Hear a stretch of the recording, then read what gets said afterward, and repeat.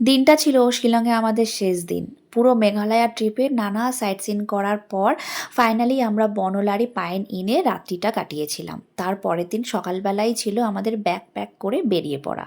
এখানে সমস্ত লাগেজগুলো আমরা নিয়ে এসেছি এবং রুমও হ্যান্ডওভার করে দিয়েছিলাম। তারপর আমরা চলে গিয়েছিলাম ব্রেকফাস্ট সারতে। এখানে নানা রকম অপশান ছিল, ব্রেকফাস্টটাও বেশ ভালো হয়েছিল।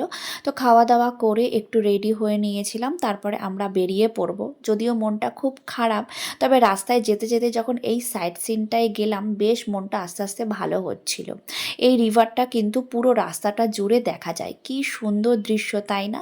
এখান থেকে আমরা ডিরেক্ট চলে গিয়েছিলাম মা কামাখ্যার মন্দিরে পুজো দেওয়ার জন্য।